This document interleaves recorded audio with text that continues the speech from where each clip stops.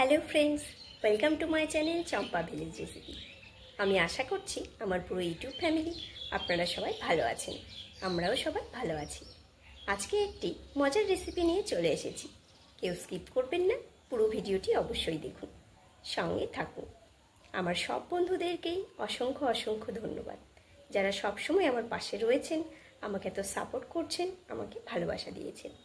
এইভাবেই সাপোর্ট করতে থাকুন। আর যারা প্রথম দেখছেন আমার ভিডিও, তাদের কাছে আমি বিশেষভাবে অনুরোধ করছি চ্যানেলটিকে সাবস্ক্রাইব করে পাশে থাকা বেল আইকনটিকে প্রেস করে আমার পাশে থাকবেন। এবার রেসিপিটি শুরু করি। এখানে এক বাটি আমি চানা নিয়েছিলাম, সেই চানাগুলোকে রাতভর ভিজিয়ে রেখেছিলাম। এত সুন্দরভাবে ভিজে গেছে। এবার এই চানার একটি রেসিপি শেয়ার করব। সবাই চানা মশলা বা চানার অনেক কিছু রেসিপি খেয়ে থাকেন, সেরকমই একটি রেসিপি শেয়ার করব।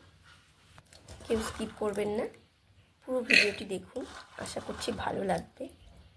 আমি আলু ও চানা একটি রেসিপি শেয়ার করব। আলু চানা মশলাও বলতে পারেন। তার জন্য প্রথমেই এই চানাগুলোকে আমি প্রেসার কুকারে দিয়ে সেদ্ধ করে নেব।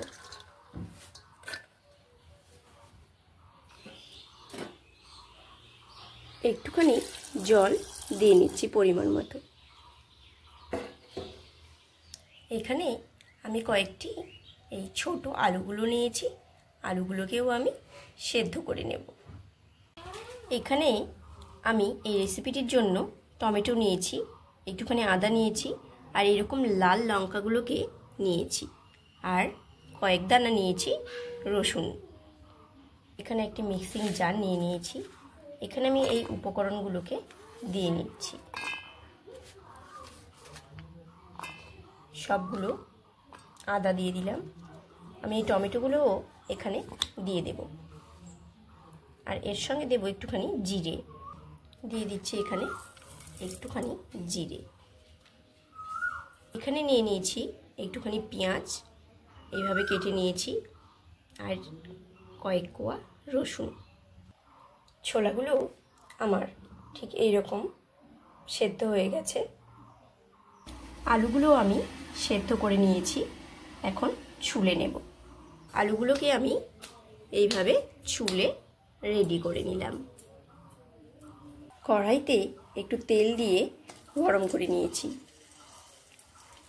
দুটো এই পাকা লঙ্কাগুলোই আমি দিয়ে দিলাম, তার সঙ্গে দিয়ে দিলাম 5 ফোড়ন, আর এখানে দিয়ে নিচ্ছি তেজপাতা। কয়েক সেকেন্ড ফোড়ন এইভাবে নেড়ে নিয়ে এবার এখানে দিয়ে দিচ্ছি পেঁয়াজ।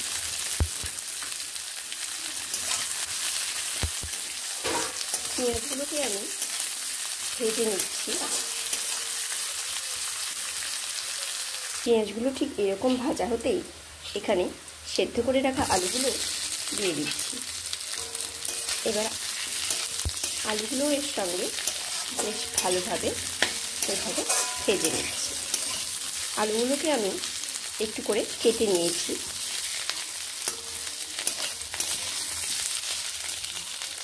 পেঁয়াজ ও আলু ঠিক এইরকমভাবে ভাজা হতেই আমি যে মশলা নিয়েছিলাম সেই মশলাটি এখানে দিয়ে দিচ্ছি।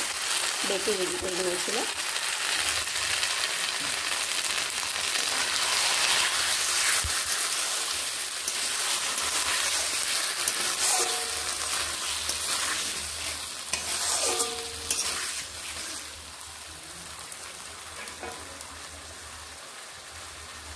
দিয়ে দিচ্ছি এখানে একটুখানি হলুদ গুঁড়ো। এখানে দিয়ে নিচ্ছি একটুখানি কাশ্মীরি লঙ্কার গুঁড়ো, আর দিয়ে দিচ্ছি সামান্য একটুখানি নুন। এবার ভালোভাবে এগুলোকে মিশিয়ে মশলা আমি কষিয়ে নেব। খুব ভালোভাবে মশলা কষিয়ে নেব।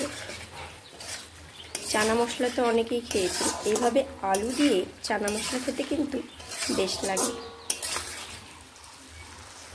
আলুগুলোকে এই মশলার সঙ্গে এইভাবে কষিয়ে নিচ্ছি। যেহেতু আলুগুলো সেদ্ধ করা, সেই জন্য আলুগুলো বেশ ভেঙে যাবে। এই রেসিপিটিতে এরকমই ভালো লাগবে। এগুলো প্রায় কষানো হয়ে গেছে।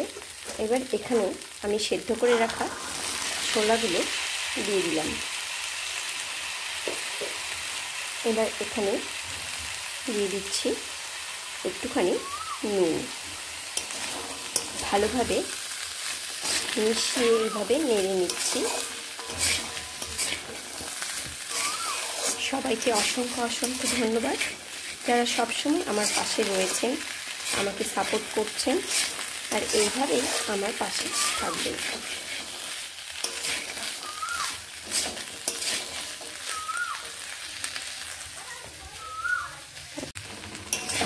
বেশ ভালোভাবে এবার সবগুলোকে এইভাবে কষিয়ে নিচ্ছি।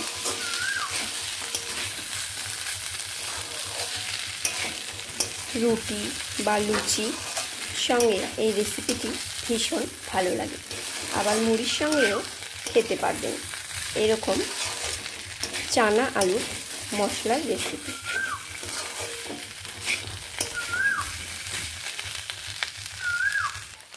খুব ভালোভাবেই এইভাবে কষিয়েই এই রান্নাটিকে কমপ্লিট করব।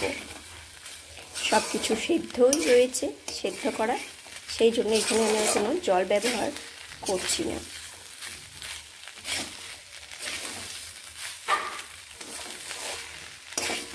এটি আমার হয়ে এসেছে।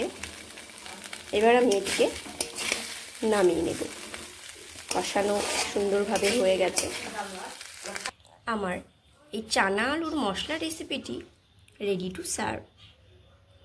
যদি কারো এই রেসিপিটি ভালো লেগে থাকে, একটি লাইক ও কমেন্ট অবশ্যই করবেন।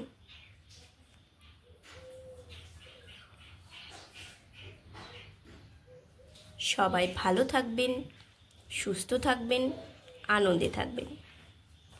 আবার দেখা হবে অন্য কোনো রেসিপির সঙ্গে। ততক্ষণের জন্য বাই।